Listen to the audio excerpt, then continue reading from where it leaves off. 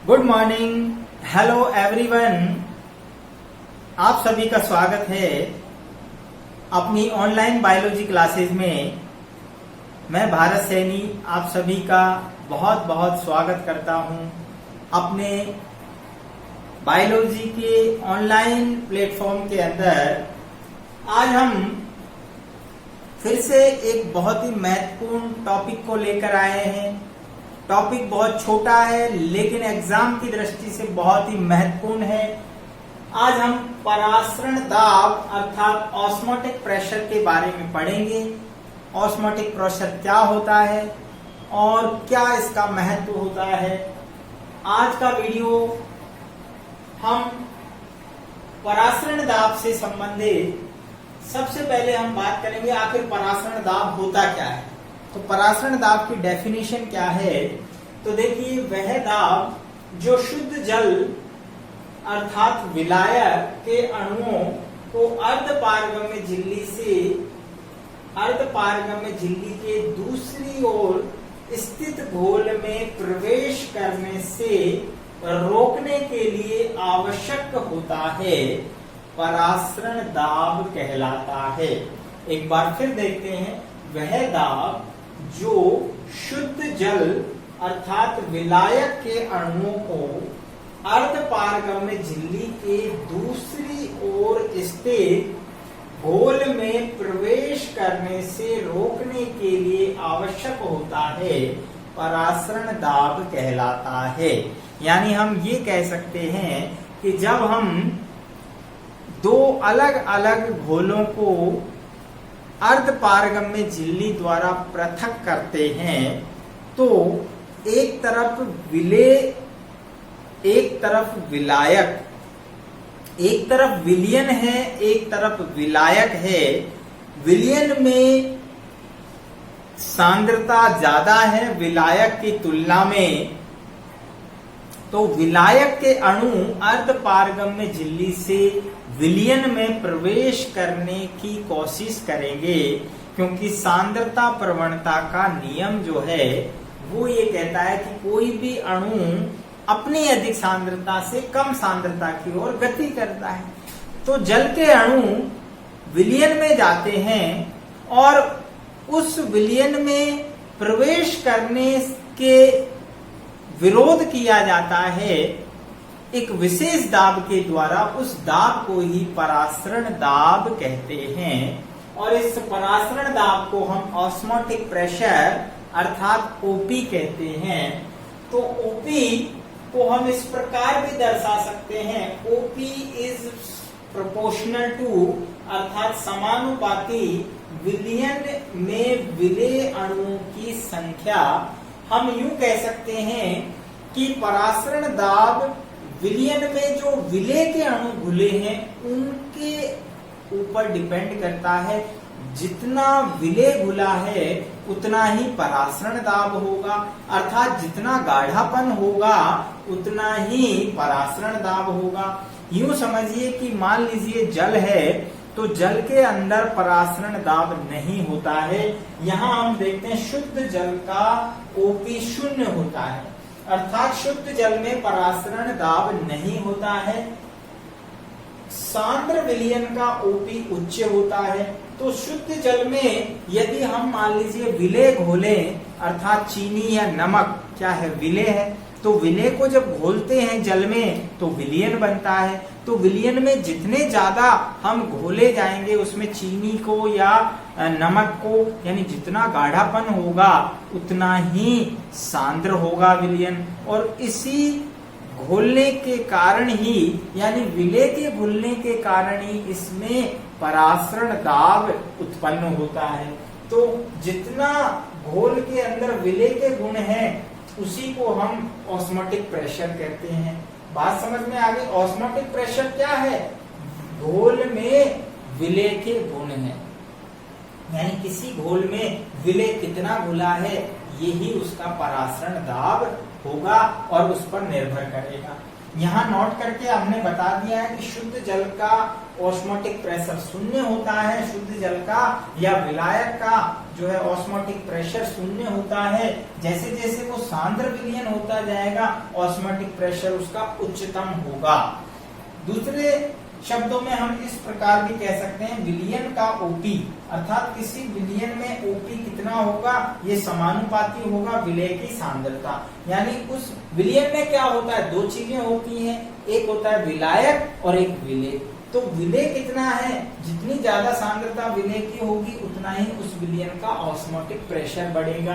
यदि विलेय की सांद्रता बढ़ेगी तो ऑस्मोटिक प्रेशर बढ़ेगा, विलेय की सांद्रता कम होगी तो ऑस्मोटिक प्रेशर कम होगा। तो ये रिलेशन हमें याद रखना है। इसी प्रकार परासरण का एक नियम याद रखिए, हमेशा कम ऑस्मोटिक प्रेशर अर्थात कम परासरण दाब होगा तो उधर से जल की गति किधर होगी, अधिक ऑस्मोटिक प्रेशर की ओर। यानी मान लीजिए कम ऑस्मोटिक प्रेशर किसका है, जल का होता है, अधिक ऑस्मोटिक प्रेशर किसका होगा, विलयन का। तो पानी हमने पहले भी पढ़ा है प्रीवियस वीडियो में, परासरण में क्या होता था, जल से पानी विलयन की ओर जाता है, अर्थात कम ऑस्मोटिक प्रेशर से अधिक ऑस्मोटिक प्रेशर की ओर जाएगा। जल का ऑस्मोटिक प्रेशर तो शून्य है, ना कि बराबर है, लेकिन विलयन का अधिक है तो जल विलयन की ओर गति करेगा, अर्थात जल की गति विलयन की ओर होती है। हमेशा ये बात याद रखिए। ऑस्मोटिक प्रेशर को नापने के लिए ऑस्मोमीटर का उपयोग करते हैं। ऑस्मोटिक प्रेशर को किससे नापेंगे, ऑस्मोमीटर से। ऑस्मोमीटर को फेफर ने बनाया था, फेफर नाम का एक वैज्ञानिक है, फेफर, इसने ऑस्मोमीटर को बनाया था। ऑस्मोमीटर से हम ऑस्मोटिक प्रेशर को नाप सकते हैं। पादपों के अंदर परासरण दाब का जो क्रम है उसको आप देखिए, जलोद्भिद में सबसे कम ऑस्मोटिक प्रेशर होता है, फिर समोद्भिद जो सम आवास में रहते हैं, मरुद्भिद, जीरोफाइट्स से ज्यादा लवणोद्भिद अर्थात जिसे हम जो कि लवणोद्भिद किसे कहते हैं, जो लाइम वाटर के अंदर रहते हैं, अर्थात जो लवणों के अंदर जो पादप रहते हैं, हैलोफाइट्स, क्या कहते हैं इनको, हैलोफाइट्स। हैलोफाइट्स में चूंकि यहाँ पर जल बहुत कम होता है तो जल कम होने के कारण ऑस्मोटिक प्रेशर अधिक होगा, या यूं कहिए कि लवणों की मात्रा यहाँ अधिक होती है। जबकि जल के अंदर जो पादप रहते हैं, जलोद्भिद हाइड्रोफाइट्स को कहते हैं, जो जल के अंदर रहते हैं, जल के अंदर हैं तो जल की मात्रा अधिक है, तो ऑलरेडी विलायक ज्यादा है, तो ऑस्मोटिक प्रेशर यहाँ पर डेफिनेटली कम होगा। तो यहाँ पर ये क्रम आप समझ सकते हैं। कहीं क्वेश्चन आता है पेपर में तो हम यहाँ से उस क्वेश्चन को शॉर्ट कर सकते हैं, यानी उसको हम क्लिक कर सकते हैं कि जलोद्भिद में ऑस्मोटिक प्रेशर सबसे कम होता है, उसकी तुलना में जो सम आवास में पादप रहते हैं वहां पर ऑस्मोटिक प्रेशर तुलनात्मक ज्यादा होगा। मरुद्भिद में चूंकि पानी कम होता है जीरोफाइट्स के अंदर, तो वहां पर ऑस्मोटिक प्रेशर समोद्भिद की अपेक्षा और ज्यादा, और सबसे ज्यादा जो कि हैलोफाइट्स होते हैं यानी लवणोद्भिद पादप हैं, वहां पर लवणों की सांद्रता ज्यादा होने के कारण जल बहुत कम रहता है, इसलिए ऑस्मोटिक प्रेशर सर्वाधिक होता है। बात समझ में आ गई। यहाँ पर एक पादप जो है लवणोद्भिद है, उसका ऑस्मोटिक प्रेशर दिया हुआ है 202.5 ATM। ATM को हम एस्मोटिक जो है ATM यानी एटमॉस्फेयर यूनिट के नाम से हम इसको जानते हैं। तो यहाँ पर सबसे ज्यादा ऑस्मोटिक प्रेशर होता है।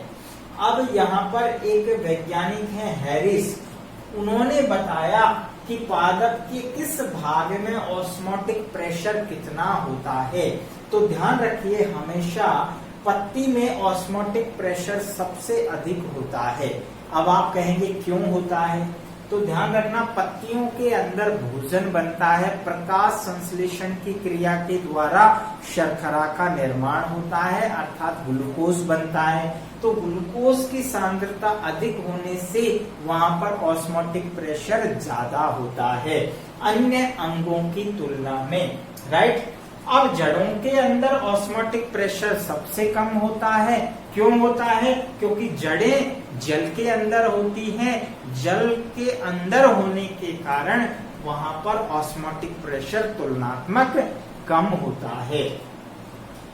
अगर ऋतुओं की बात करें तो ग्रीष्म ऋतु में ऑस्मोटिक प्रेशर सर्वाधिक होता है, क्योंकि ग्रीष्म ऋतु में पानी का अभाव होगा।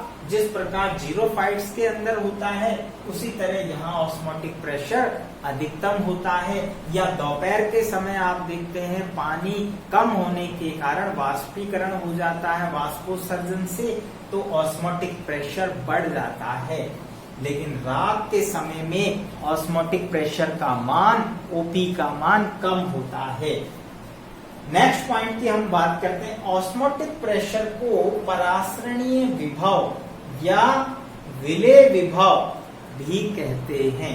ध्यान रखना, परासरणीय विभव को, जो कि परासरण दाब है, उसको हम परासरणीय विभव यानी ऑस्मोटिक प्रेशर को हम विलेय विभव यानी साई से रिप्रेजेंट करते हैं, साई एस।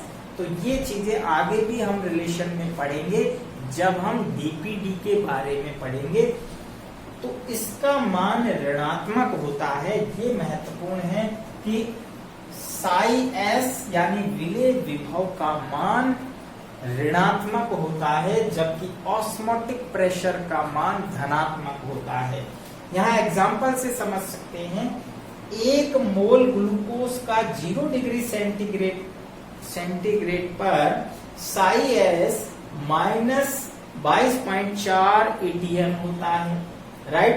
जबकि 1 मोल ग्लूकोज का ही, ठीक है, 0 डिग्री सेंटीग्रेड पर ही ऑस्मोटिक प्रेशर 22.4 ATM होता है, अर्थात ओपी धनात्मक होगा जबकि साई एस ऋणात्मक होगा। ये चीज आपको ध्यान रखनी है।